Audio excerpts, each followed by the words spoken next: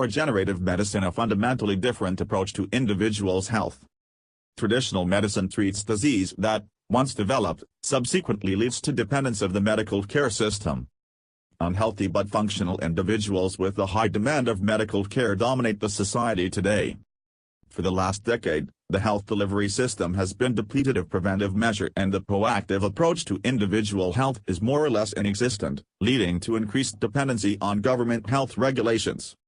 As a comparison, the post-rehab relapse of the heroin addict is 97%, the current healthcare relapse is 100%, dependency worse than heroin addiction. Integrated regenerative medicine. This is a fundamentally different approach to individuals' health. Integrated healthy lifestyle and prevention of diseases. Regenerative use of the body's own cells and properties to restore or establish normal function. A true understanding of the aging process slows down the biological aging process and facilitates healthy functional life with increased endurance, mental capacity, libido, and sleep. Today's 70-year-old is yesteryear's 30-something. The goal is to cure the healthcare dependency and join the path of personal freedom. Components: healthy lifestyle, normal physiologic weight, nutritional knowledge, smart exercise program, bioidentical hormone replacement, non-surgical and surgical reduction of exercise-resistant fat deposit, reduction of intra-abdominal fat, growth factor therapies, fat transfer. Fat is the mantra today. Stem cells and or exosomes enriched fat transfer. Stem cell therapies. Exosomes. Stem cells, exosome therapies. Molecular breakdown therapies, nearest future. Non-surgical and surgical reduction of exercise-resistant fat deposits.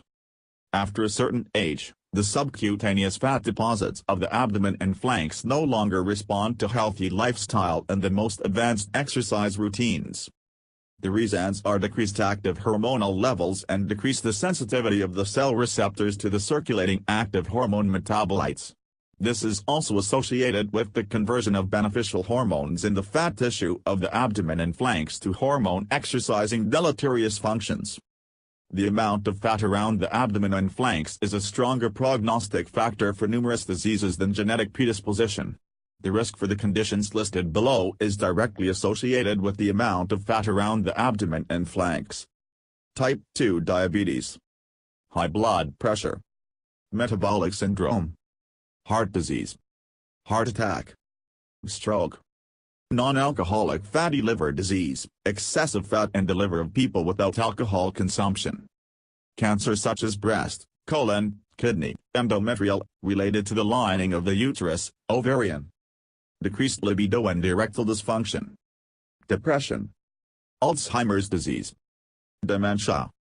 In summary, whether an individual will enjoy healthy and functional life after the age of 50 or assume the shape of a pretzel in a nursing home bed, is directly correlated to the chronic obesity, the amount of fat around the abdomen and flanks.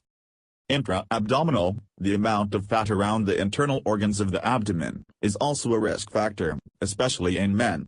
Intra-abdominal fat cannot be reduced with surgical or non-surgical fat reduction strategies because of the inherited complications. This is subject of intensive research, and some exosomes associated with specific fat types and fetuses might give a promising solution. Liposuction of the abdomen and flanks is not a strictly cosmetic procedure but also carries significant health benefit. There are numerous methods for non-surgical fat reduction on the market today, most of them with minimal or no side effect and absence of permanency. Some cryo and laser-based treatments have shown up to 25% reduction of fat deposits in the area of the abdomen and flanks. These treatments are by no means replacement for liposuction but are considered a good alternative for people who cannot have surgical procedures. Growth factor therapies. Different cell populations are able to secrete growth factors, which actively participate in the tissue repair. They play a fundamental role in wound healing, immune defense, regeneration and tissue repair after fat transfer, stem cells and exosome treatments. Fat transfers. During the last decade, fat transfers became a powerful method in reconstructive and cosmetic surgery. Due to the unique properties of the fat as a metabolically active tissue, fat transfers become an integral part of regenerative medicine. Stem cells and/or exosome fat transfers expanded the horizon of regenerative medicine and will continue to do so in the future. Stem cells. Definition: a cell, which can reproduce itself and has maintained its capabilities to differentiate in different tissue types such as fat, bone, muscle, cartilage, etc. Stem cells can be derived from embryos, placenta, umbilical cord, blood, human tissues such as fat, bone marrow, and peripheral blood after bone marrow stimulation. In adults, fat has the largest number of stem cells followed by the bone marrow. Stem cells age and decrease in number as the biological ages increases. The difference between the stem cells in young and old individuals is the number and frequency of the growth factors they secrete. There are multiple ethical and medical issues associated with the use of embryonic stem cells, which require further clarification. Adult stem cells used as autologous, from the same individual, transplant are effective therapy and can improve many chronic conditions and are used in regenerative protocols. The allogeneic, from another individual, stem cell transfer is currently illegal in the U.S. with exception of bone marrow transplantation after chemo and radiation therapy. Stem cells exercise their positive effect of eliciting differentiation of the organ cells via signaling exosomes, growth factors, angiogenesis, new blood vessel formation, anti-apoptosis, delaying cell death, cell preservation, anti-inflammation including inflammation associated with autoimmune disease, neuromodulation restoring nerve function and nerve repair. During the therapies, the most common ways of delivering the stem cells are as follows: intravenous, through a vein; intra-arterial, through an artery; intramuscular/intratendinous under XR or ultrasound guidance; intra-articular and the joints under XR or ultrasound guidance; into or around intervertebral discs through XR or ultrasound guidance; into the spinal canal, atrial trough XR guidance; peravascular, around the blood vessels; perineural, around the nerves; intradermal, in the deep layers of the skin; subcutaneous, in the fat layer under the skin. Other methods of delivery can be chosen depending on the desired effect. Exosomes.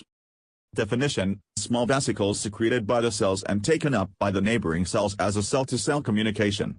They contain messenger RNA, microRNA, growth factors and can induce the desired behavior in the neighboring cells.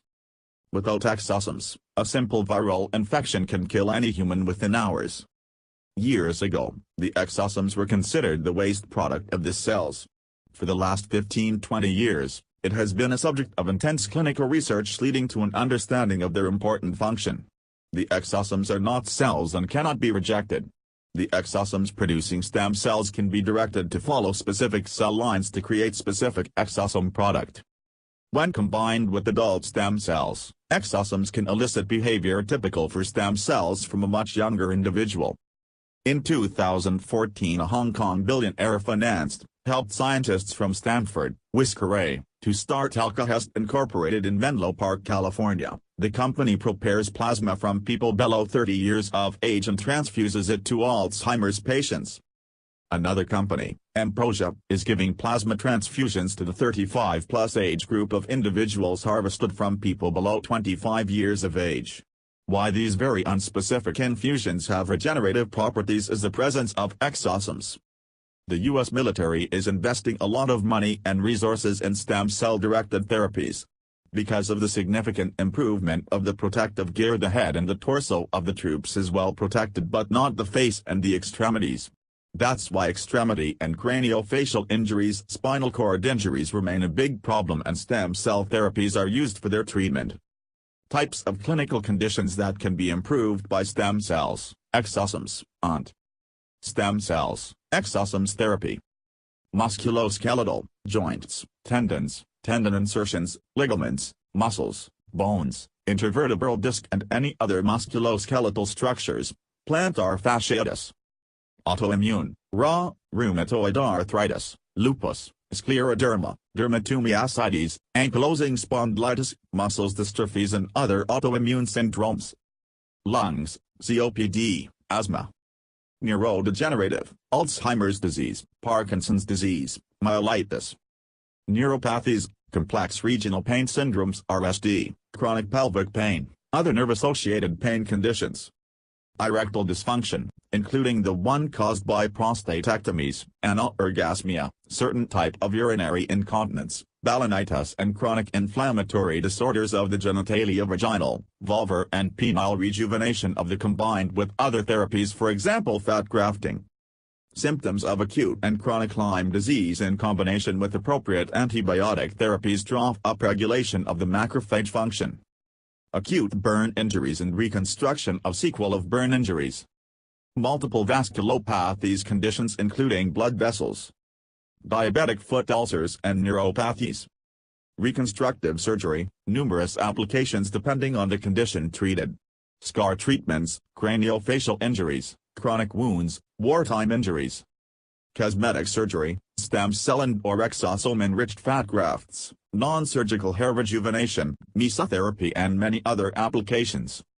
This is just a limited presentation of some of the current use of stem cell and exosome therapies. Their true application is a lot more extensive and the list will continue to grow with time. This is merely a summary of important new developments. It is impossible to give a detailed explanation in such a short format. If you require additional information, we encourage you to schedule an office visit for a detailed discussion. Our treatments are free of commercial bias and are based on the most recent knowledge of regenerative medicine. Please call Dr. David Evdokimow at 908-221-1136 or send an email to drevdokimow@gmail.com.